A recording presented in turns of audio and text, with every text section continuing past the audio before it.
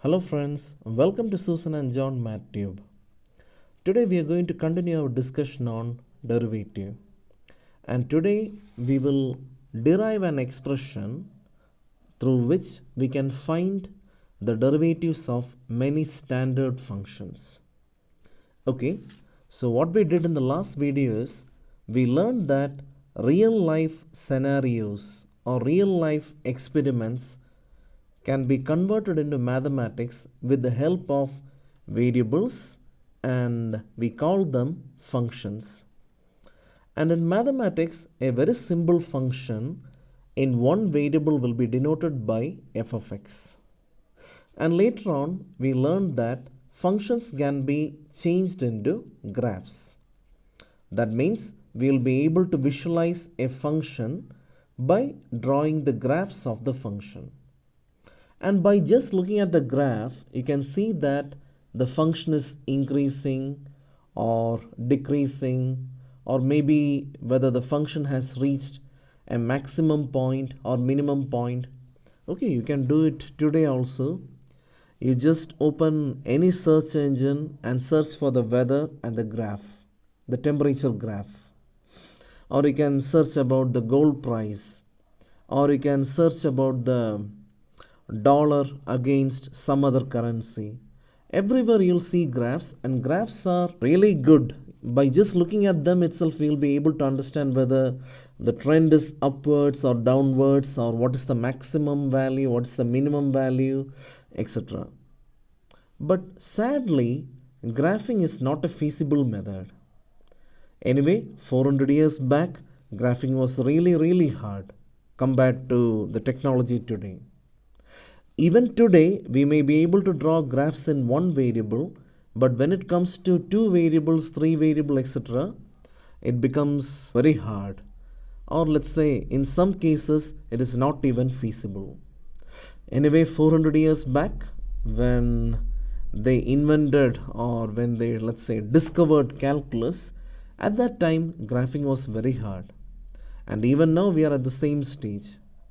So we need one powerful method which can eliminate the role of graph, but still we will be able to predict the increase, the decrease, and the maximum value, minimum value, etc. And in the last video itself, we learned about the importance of tangents. By just drawing a tangent, we will be able to visualize the increase by measuring its slope. So if the slope of tangent to any curve is positive, we learn that the curve is increasing. And if it is negative, the curve will be decreasing. And if it is equal to 0, then we are at a maximum point or at a minimum point. Okay, so today we are going to derive the slope of tangent, or we are going to derive a formula which will give us slope of tangent to the function y equal to f of x. So let's imagine we have a graph y equal to f of x. And for the time being, assume that the graph looks like this. And this is our x-axis and the y-axis. And I want you to consider 2 points P and Q on the graph. So we have the standard axis system with the origin here and a function y equal to f of x and the corresponding graph. And P and Q are any 2 points on the graph. Now look at this. This line, the line passing through P and Q, is called the secant line. And I'm sure that you might call PQ as a chord. So once more I'll tell you, we have a function y equal to f of x, and graphically it looks like this. Now what I did is I took 2 points P and Q on the graph, and I'm drawing the chord passing through P and Q, or the secant line. Now look at this. I took this point Q a little bit nearer to P. Initially, let's look at the projections on the x-axis. This was the distance. And now what I did is I just reduced the distance between P and Q by fixing P but bringing Q nearer. Now look at the third picture. I'm bringing that Q nearer and nearer to P. And now Q is very near to P. But what happened to our chord? So look at this. Initially we had a secant, and you can see that when Q comes nearer and nearer and nearer to P, our chord jumps outside and becomes a tangent, or we can say approximately a tangent, because a tangent is a line which touches the graph at exactly one point. So I hope you understood this part. So we took 2 points and we made a chord, and then what we did is we fixed P and we took Q nearer and nearer and nearer to P.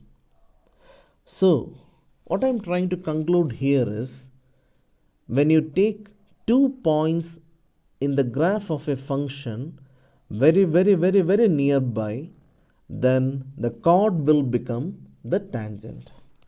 Okay. So this is exactly what we have. So look at this. Here the points are far away. So we have a chord. And here the points are very nearby. And the chord looks like a tangent. So from this we can learn that slope of tangent is equal to slope of chord, provided P and Q are nearby. Let's say P tends to Q, or let's say Q tends to P, or let's say the distance between P and Q are very small. So I want you to understand this point, and remember we are looking for the slope of tangent, and that will be equal to slope of chord PQ provided P tends to Q. Now look at this. Let's say we have y equal to f of x. I'll take the same example I gave you last day. So you can see that if you want to plot a function in one variable, let's take x square as an example. We input a lot of numbers and we get the output. And then we make a coordinate input comma output. I take another input, I get another output. Then the coordinate will be input comma output. I take another input and I get another output, and that will be 2 comma 2 square. So generally what we do is we take an input A and the output will be f of A, and that will be our coordinate. Now we take B, the output will be f of B. If you take x, the output will be f of x. So look at this, we have 2 points, and let's say our function is y equal to f of x. So if this point is x, then the height will be f of x and the coordinate will be x comma f of x. And let's say q is a little bit ahead, and let the location be x plus delta x, where delta x is the distance between x and x plus delta x.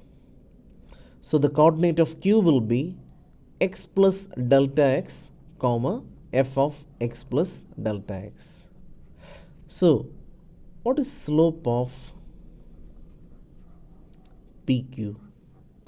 Look at this, PQ is a chord, and I'm asking you what is the slope of PQ. And I'm sure you know the formula, y2 minus y1 by x2 minus x1. So we end up with f of x plus delta x minus f of x by x plus delta x minus x, and that will be by delta x. Just now we wrote something very interesting. Slope of tangent is equal to slope of chord. But make sure the points are very nearby. So we have slope of PQ equal to this. So that implies slope of tangent at P will be the same thing. So I'm going to just cut this expression and put it over here. So look at this. According to our argument, slope of the chord PQ and slope of tangent at P should be same. But we did something here. P and Q should be very nearby. Now think about it. If P and Q are nearby, then what will happen to the distance between them? The distance will be very small. Okay, so this will be correct provided delta x tends to 0. So look at this. Slope of tangent at P.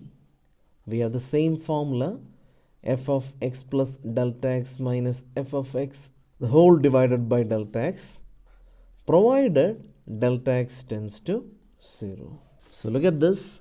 This formula, or the process of finding the derivative of functions using this method, is called the classical method or the method of first principles. In some books, they use the Latin word ab initio. That means from the basics. So sometimes in the question papers, they may ask, using first principles or using the basic rule, derived the derivative, etc., etc. And at those time, you had to use this. And remember, the mathematician Lebany gave us some very useful notations, and we still follow those notations. And he called this as dy by dx. So remember, dy by dx classically means the change in function values by change in the x value. In the next video, we'll be doing a few problems based on first principles. So till then, bye.